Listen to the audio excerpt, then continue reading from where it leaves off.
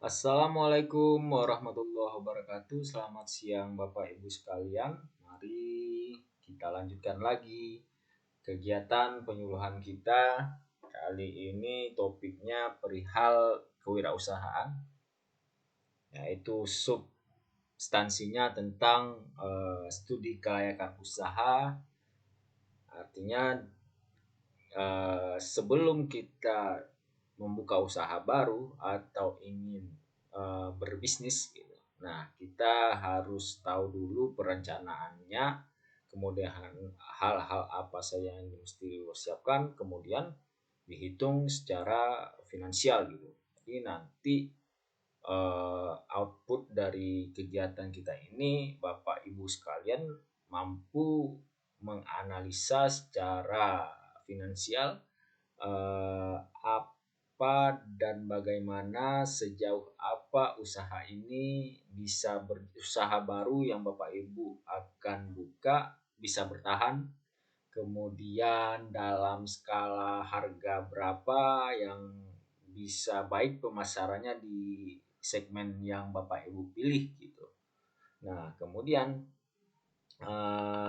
tentu teknis-teknis apa yang mesti Bapak Ibu persiapkan gitu. Nah, kita akan bedah dan bicarakan pada kesempatan diskusi kita kali ini. Nah, ketika Bapak Ibu sudah memutuskan untuk membuka usaha baru, nah itu Bapak sudah masuk pada kategori ya wirausahawan atau dalam bahasa kekiniannya itu adalah entrepreneur. Nah, dalam hal ini entrepreneur itu erat kaitannya dengan inovasi. Inovasinya apa saja? Ya, untuk langkah-langkah pertama sebagai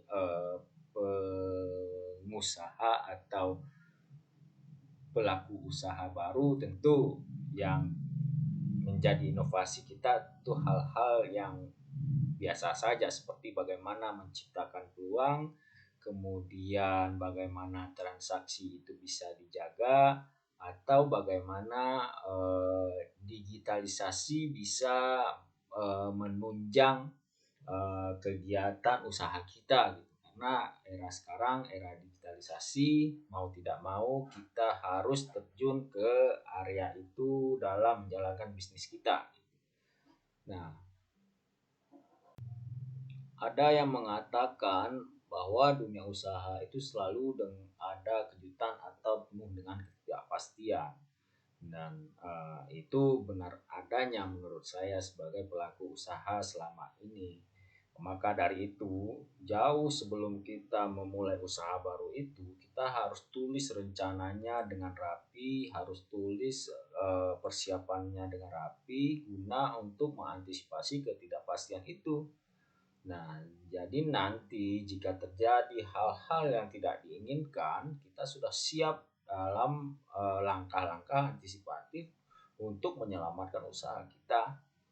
Karena kita tidak tahu keadaan ekonomi 6 bulan setahun ke depan, kita belum tahu sebagai pelaku usaha mikro.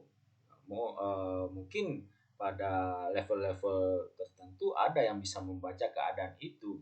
Namun kita yang awam, kita yang biasa ini, kita belum tahu bagaimana keadaan perekonomian dan daya beli masyarakat ke depannya.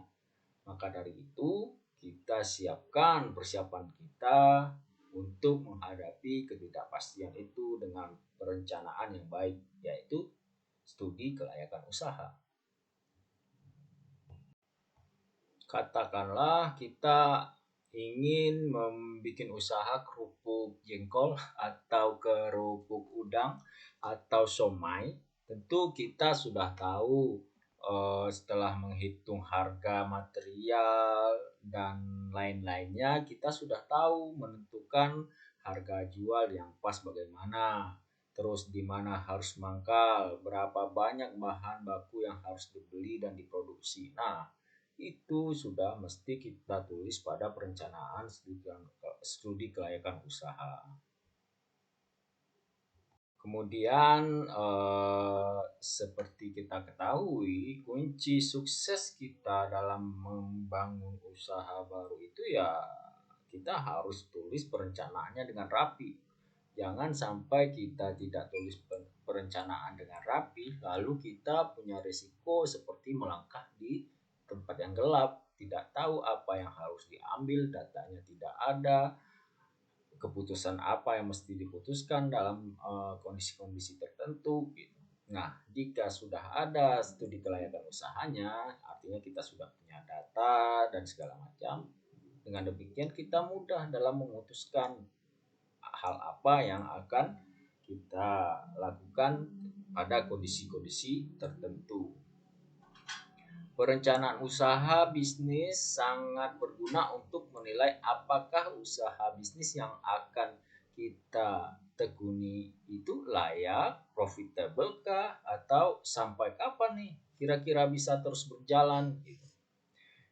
Kemudian usaha atau bisnis yang matang juga sangat berguna apabila kita ingin mengajak mitra bisnis, mencari investor atau calon kreditur untuk merealisasikan impian dan rencana-rencana kita dalam pengembangan usaha kita. Lalu dari tadi kan kita bicara tentang apa sih studi kelayakan usaha itu. Nah, studi kelayakan usaha adalah kegiatan yang dilakukan untuk menentukan apakah suatu bisnis atau usaha yang akan kita jalani itu layak atau enggak. Gitu. Lalu apa yang harus kita identifikasi untuk mengetahui layak atau tidaknya usaha kita itu gitu. Nah, kita harus mengidentifikasi peluangnya usaha kita ini bagaimana. Segmen-segmen yang kita pilih itu prospektif atau tidak dalam transaksi jual beli kita nantinya gitu. Kemudian tentukan tujuan kita dalam menentukan jenis usaha yang akan kita pilih gitu. Misalnya saja kerupuk olahan dari singkong gitu. Nah, tujuan pasarnya bagaimana? Kemudian ancaman-ancaman seperti pesaing dan segala macamnya itu sudah kita harus dalam konsep kita yang tertulis dalam studi kelayakan usaha itu gitu. Kemudian situasi bisnis, keadaan lingkungan itu sejauh apa manfaatnya untuk kegiatan usaha kita ini gitu. Nah, itu paling penting. Setelah kita identifikasi hal-hal yang berkaitan dengan teknis, jangan lupa kita mengkaji azas manfaat yang ada di sekitar lingkungan kita itu gitu. Seperti apakah pesaingnya kurang atau di suatu daerah itu pelaku usaha olahan singkong cuma ibu sendiri atau bapak sendiri saja atau ya ada 3, 4, 5. Tentu ini dapat mempengaruhi kajian Bapak Ibu sekalian dalam menentukan strategi pemasaran atau strategi operasionalnya begitu. Seperti yang kita bicarakan pada saat sebelumnya itu, hal-hal yang apa yang harus kita identifikasi atau kita perhatikan pada kesempatan ini kita fokus hanya pada dua poin terakhir, yaitu detail mengenai finansialnya, kemudian kesimpulan bagaimana apakah usaha kita ini layak apa enggak gitu dijalankan gitu setelah kita mendapatkan data dari detail mengenai finansialnya ini. Nanti di finansialnya ini pada tahap ini kita dapat menghitung BEP-nya berapa, ROI rasio revenue dan cost-nya itu berapa. Nah, dari data itu kita bisa tarik kesimpulan usaha kita ini layak dijalankan atau tidak. Tentu kita harus tahu dulu apa biaya tetap dalam usaha kita itu, apa biaya variabelnya. Biaya tetap adalah yang sifatnya statis, tidak berubah. Seperti contoh kontrak kios atau pajak atau gaji karyawan. Kemudian biaya variabelnya itu seperti biaya bahan baku, biaya BBM, dan lembur karyawan. Nah, ini berkaitan dengan kegiatan operasional usaha kita, biaya variabel ini. Kemudian setelah mengetahui biaya variabel tadi dan biaya tetapnya itu, baru kita bisa menentukan BEP-nya, break even point-nya itu kapan itu kita bisa balik modal, itu BEP.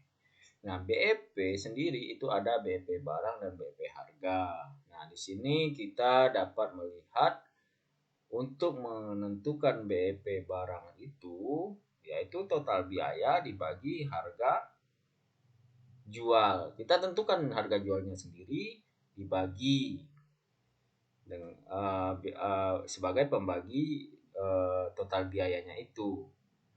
Nah, kita bisa setel biaya harganya itu, harga jual barang itu sesuai dengan panjang BEP yang kita inginkan. Jika BEP-nya dalam setahun kita inginkan, tentu harga barang kita harus naikkan.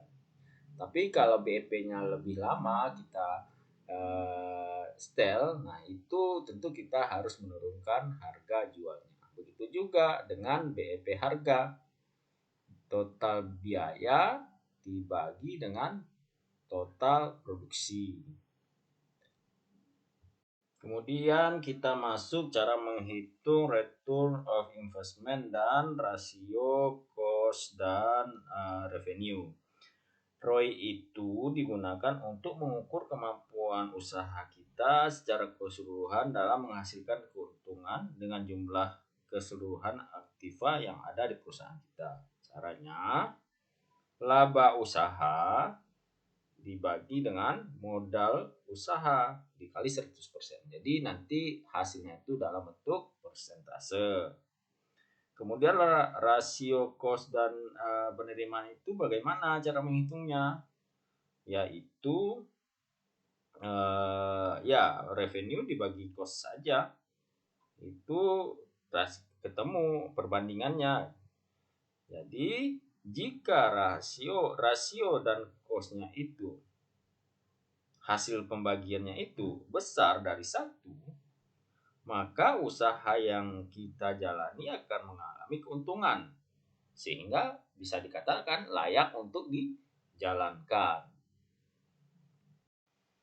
Baik Bapak Ibu, jadi dapat kita simpulkan bahwa pentingnya studi kelayakan usaha itu adalah sebagai alat ukur atau pertimbangan mengatasi keraguan kita untuk berkeputusan dalam memulai atau mengembangkan usaha. Kemudian bisnis plan dapat menjadi cara atau jalan untuk mendapatkan investor. Baik Bapak Ibu, jika ada pertanyaan silakan. Sekian dulu presentasi penyuluhan kita pada hari ini. Semoga bermanfaat. Saya undur diri. Assalamualaikum warahmatullahi wabarakatuh.